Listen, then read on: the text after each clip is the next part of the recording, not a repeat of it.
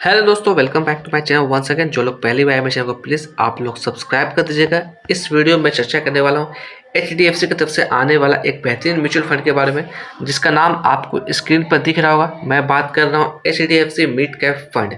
अगर मैं बात करूँ HDFC म्यूचुअल फंड के बारे में, तो ये तीसरी सबसे बड़ी फंड हाउस है। इसके अंदर हम लोग बात करें तो 107 स्कीम्स चलती है HDFC म्यूचुअल फंड की तरफ से।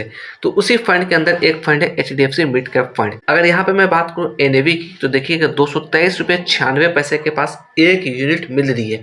मैं डायरेक्ट फंड की बात कर रहा हूँ। अगर रेगुलर फंड की बात करूँ तो वहाँ पर कहीं ना कहीं एक्सपेंस रेशियो रेगुलर फंड का ज़्यादा दिखता है। अगर यहाँ पर डायरेक्ट फंड की बात करें तो काफ़ी अच्छा एक्सपेंस रेशियो है, 1% से कम की है। अगर एग्जिट लॉट की बात करें तो देखिएगा 1% का टैक्स लगेगा आपको, अगर आप 1 साल से पहले इसके अंदर से अपना अमाउंट को विड्रॉल करते हैं।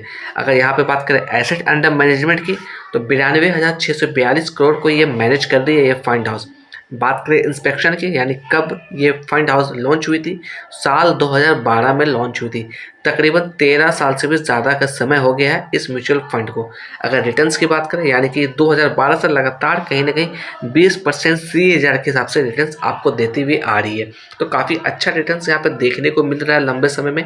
अगर पिछले 5 साल से हम लोग बात करें तो यहाँ पर भी कम से कम आपको 24% CAGR का रिटर्न्स देखने को मिल रही है पिछले 5 सालों में। अगर फंड हाउस को थोड़ा सा कंपेयर करने की कोशिश करें अपने कैटेगरी एवरेज से, तो यहाँ पर देखिएगा HDFC फंड की अगर बात करें तो यहाँ पर देखिएगा इस मिड कैप फंड ने पिछले 1 साल में देखा जाए तो यहाँ पर कैटेगरी एवरेज को बीट किया है। पिछले 3 साल से बात करें वहाँ पर भी कैटेगरी एवरेज को बीट किया है। अगर बात करें पिछले 5 सालों में, वहाँ पर भी कैटेगरी एवरेज को बीट किया है।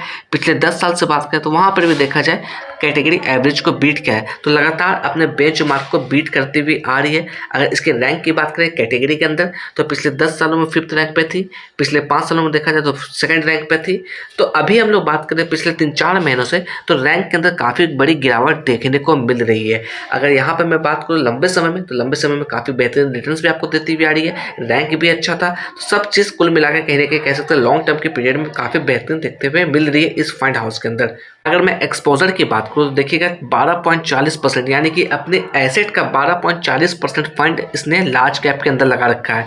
मिड कैप की बात करें 60.92% है, स्मॉल कैप की बात करें 19.56% यहाँ पर देखने को मिल रही है। अगर सेक्टर वाइज बात करें हम लोग, तो ऑटो के अंदर देखिएगा 12% का एक्सपोजर है, बैंक के अंदर बात करें तो 11.23% का, फार्मास्यूटिकल एंड ड्रग्स के अंदर बात करें 10.21% का, IT के अंदर बात करें तो 8.98% का एक्सपोजर इसने ले रखा है। यहाँ पर अगर मैं बात करूँ कुछ कंपनियों का नाम के बारे में, तो देखिएगा मैक्स फाइनेंस सर्विस है, AU स्मॉल बैंक है, द फेडरल बैंक है, इंडियन बैंक है, बालकृष्ण इंडस्ट्रीज है, इप्का लैबोरेटरीज है। ये कुछ बड़े कंपनीज है जिसके अंदर इसके मेजर स्टेक्स है।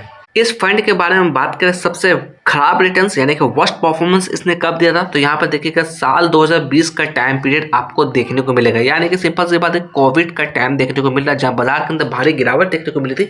उस बीच इस फंड हाउस के अंदर देखिएगा 32% की गिरावट देखने को मिली थी। अगर यहाँ पर देखा जाए बेस्ट परफॉर्मेंस के बारे में, यानी कि कब इसने काफ़ी शानदार रिटर्न्स दिया था, तो साल 2013 साल 2014 के अंदर इसने 102.54% का शानदार रिटर्न्स जनरेट करके दिया था। अगर यहाँ पर मैं कैलकुलेटर की मदद से समझने की कोशिश करूँ, यानी कि मैं यहाँ पर लमसम कर रहा हूँ 1 लाख रुपए का, तो यहाँ पर देखिएगा मैं टाइम पीरियड लेने वाला हूँ आपका 12 साल का। यानी कि मैं जब से ये लॉन्च हुई है, जब से ये मार्केट में सर्कुलेट हुई है, तभी से मैं ले रहा हूँ। और यहाँ पे CAGR मैंने 20% का ही ले रखा है। अगर मैं इसे कैलकुलेट करके देखने की कोशिश करूँ, ये अमाउंट अगर मैंने 12 साल पहले लगाया होता तो इसकी वैल्यू आज के दिन में क्या होती। तो यहाँ पे आप देख रहे होंगे इन्वेस्टमेंट अमाउंट मेरा 1 लाख रुपया है। रिटर्न्स की बात करें 7,91,610 रुपया है, जिसमें से टैक्स मेरा कट रहा है 1,02,909 रुपया। टोटल जो मुझे अमाउंट मिलती 7,88,700 रुपया मिलता है। यानी कि मेरा 1 लाख का निवेश 12 साल पहले अभी की डेट में 7,88,000, तकरीबन 7.5 लाख से भी ज़्यादा की वैल्यू बन गई होती। ये है कंपाउंडिंग का जादू। इस फंड के अंदर मैं बात करूँ मिनिमम SIP की, तो 100 रुपये से आप मिनिमम SIP कर सकते हैं। और मिनिमम लमसम की मैं बात करूँ तो 5,000 का मिनिमम लमसम है। तो बेटर है अगर मैं यहाँ पे SIP को कैलकुलेट करके देखने की कोशिश करूँ, यानी कि यहाँ पे मैं मंथली SIP करने वाला हूँ और यहाँ पे मैं अमाउंट चेंज करने वाला हूँ, और मैं यहाँ पर कर रहा हूँ तकरीबन 1,000 रुपये के आसपास की SIP। और यहाँ पे मैं रिटर्न रख रहा हूँ % के हिसाब से ही और कैलकुलेट करके मैं दिखाने की कोशिश करूँगा।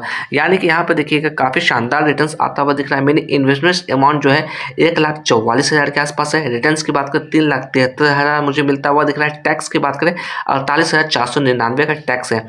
मुझे अभी भी यहाँ पर देखा जाए 4,68,572 का शानदार रिटर्न्स देखने को मिल रही है। अगर यहाँ पे कंपाउंडिंग का थोड़ा सा मैजिक देखना चाहते हैं तो यहाँ पर मैं टाइम पीरियड को चेंज करने वाला हूँ, यानी कि 12 साल की जगह पर मैं इसे 25 साल करके आपको दिखाने वाला हूँ।